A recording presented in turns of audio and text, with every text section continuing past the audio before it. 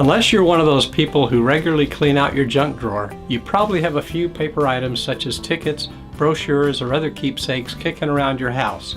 Some of these ephemera have been transformed over the years into highly valued collectibles.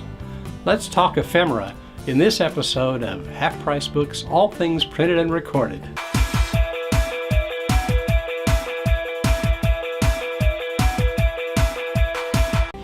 Collectible ephemera is a wonderfully contradictory phrase. After all, the term ephemera describes items that were not created to last very long. They're temporary, ephemeral. But of course, that's what makes them so appealing to collectors. We're preserving representations of past eras, pieces that reflect very specific trends, habits, and preferences of another time. We love to see these pieces of the past, and often their fragility makes them even more special. So what kind of things are considered to be ephemera? Well, there's sheet music.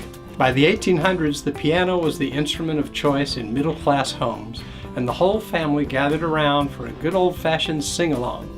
The rise of New York City's Tin Pan Alley in the 1930s produced more and more songs on sheet music. Before we had records and radio, sheet music ruled the sonic world, with releases of hit songs from the favorite stage plays, movies, and radio shows of the day. Sheet music may feature a timeless classic or a not quite so timeless bit of kitsch, but it's always a delight to browse through a stack of it. And then there's postcards.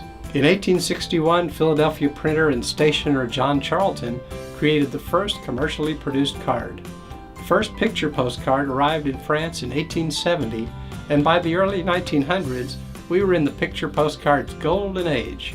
Anyone with a friend taking the grand tour across Europe was likely to receive a note printed with images like the Eiffel Tower announcing, "Wish you were here." The classic large letter postcard printed with the names of whatever destination you were exploring were a sensation in the mid-20th century before glossy photo cards dominated the market in the 1950s. Some types of postcards are highly collectible, and historic cards may draw top dollar at auctions.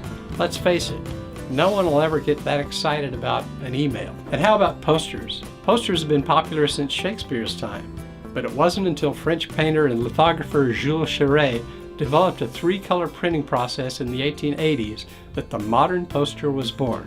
Artists such as Toulouse-Lautrec helped spark a poster craze during the Belle Epoque.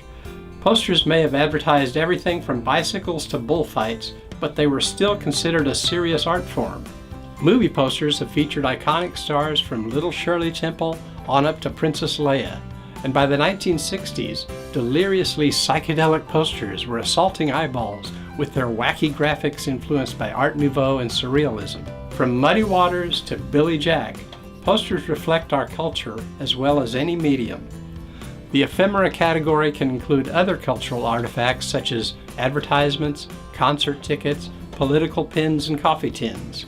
At HPB, we've seen collections of all kinds of ephemera, including matchbooks, menus, Barry Manilow photos, Civil War letters, stereopticon cards, bookmarks, and other things found in books. So, what ephemera do we most love to see? Well, many ephemera items' value was temporary, but some pieces defy the definition and have lasting value. Either way, we love to see what our customers surprise us with. This has been Half Price Books, All Things Printed and Recorded. If you'd like to learn more about ephemera, check out our blog at blog.hpb.com.